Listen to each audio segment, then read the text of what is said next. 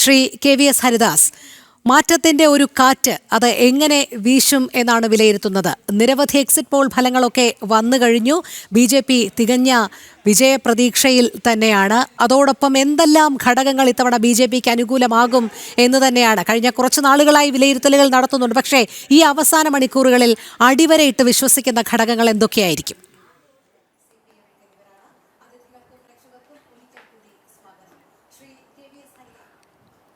അല്ല, തെരഞ്ഞെടുപ്പ് കഴിഞ്ഞു, ഇനിയിപ്പോൾ വോട്ടെണ്ണാൻ മണിക്കൂറുകളെ ബാക്കിയുള്ളൂ. ഒരുപാട് അവകാശവാദങ്ങൾ നമ്മൾ കേൾക്കുന്നുണ്ട്, കാണുന്നുണ്ട്. മുഖ്യമന്ത്രി കസേരയ്ക്ക് വേണ്ടിയുള്ള നെട്ടോട്ടം പോലും നമ്മൾ പല സ്ഥലത്തും കാണുന്നു.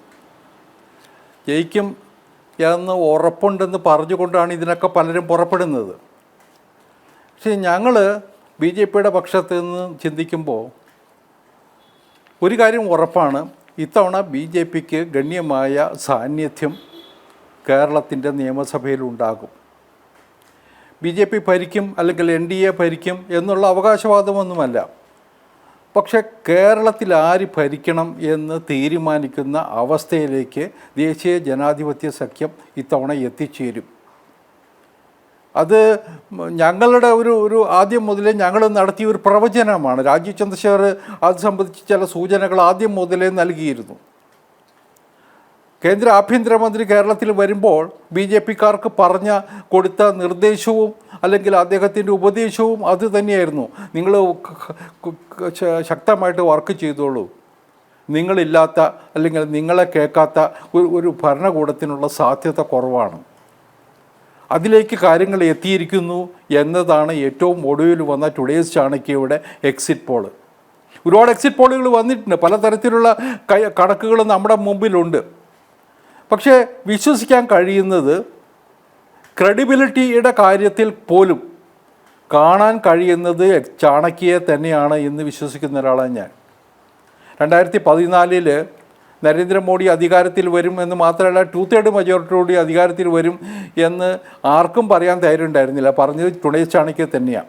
അതിനുശേഷം അവർ നടത്തിയിട്ടുള്ള എക്സിറ്റ് പോളുകൾ പലതും സത്യത്തോട് അടുത്ത് നിൽക്കുന്നതായിരുന്നു എന്നുള്ള യാഥാർത്ഥ്യവും കൂടി നമ്മൾ കാണേണ്ടതുണ്ട്. ഇവിടെ എന്താ ഒരു പ്രധാനപ്പെട്ട ഘടകമുള്ളത്, രാഷ്ട്രീയ ഘടകമുള്ളത്? കഴിഞ്ഞ കുറേ ദശാബ്ദങ്ങളായിട്ട് കേരളത്തിൽ കാണുന്നത് UDF അധികാരത്തിൽ വരും, 5 വർഷം കഴിയുമ്പോൾ ജനങ്ങൾ UDFനെ സഹിക്കാൻ വയ്യാതാവുമ്പോൾ ഇടതുപക്ഷ മുന്നണിക്ക് വോട്ട് ചെയ്യും, മാർക്സിസ്റ്റുകാർക്ക് വോട്ട് ചെയ്യും. ഈ ഒരു ചിത്രം നമ്മൾ കഴിഞ്ഞ കുറേ നാളുകളായിട്ട് കാണുന്നു. എന്തുകൊണ്ട് അങ്ങനെ വേണ്ടി വരുന്നത്? ഇവിടെ ഒരു ബദൽ ഓപ്ഷൻ ഉണ്ടായിരുന്നില്ല. ആ ബദൽ ഓപ്ഷൻ ഉണ്ടായാൽ ജയിക്കാൻ കഴിയുന്ന സ്ഥാനാർത്ഥികൾ മൂന്നാമതൊരു സംവിധാനം ഉണ്ടായാൽ അതിന് വോട്ട് ചെയ്യാൻ കേരളത്തിലെ സമ്മതിദായകർ തയ്യാറാണ്. അത് പഴയ കാലത്ത് പഞ്ചായത്തുകളിൽ കണ്ടിട്ടുണ്ട്. ഗ്രാമപഞ്ചായത്തുകളിൽ BJP പലയിടത്തും വലിയ കക്ഷിയായിട്ട് വന്നത്, അധികാരത്തിൽ വന്നതൊക്കെ അങ്ങനെയാണ്.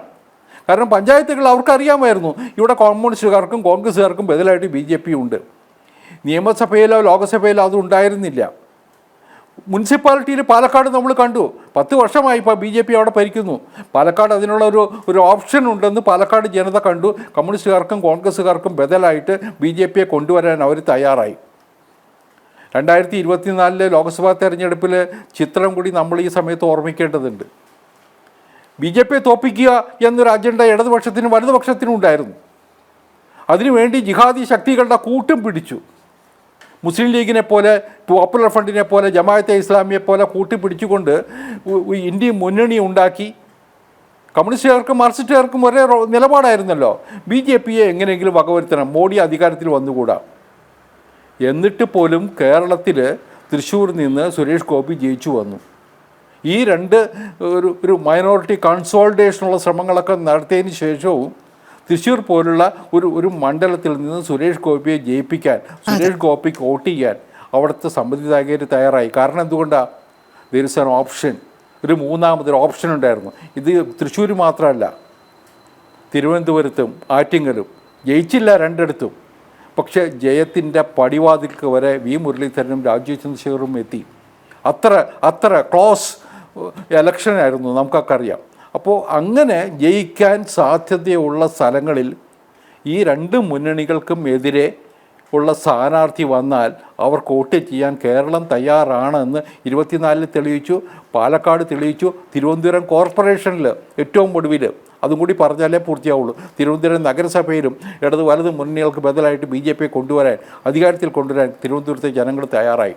ഈ ഒരു ചരിത്രം മുന്നിൽ വച്ചുകൊണ്ട് വേണം, ഈ വസ്തുതകൾ മുന്നിൽ വച്ചുകൊണ്ട് വേണം നമ്മൾ ഈ തെരഞ്ഞെടുപ്പ് ഫലത്തെ വിലയിരുത്താൻ എന്നാണ് എനിക്ക് തോന്നുന്നത്. അതെ.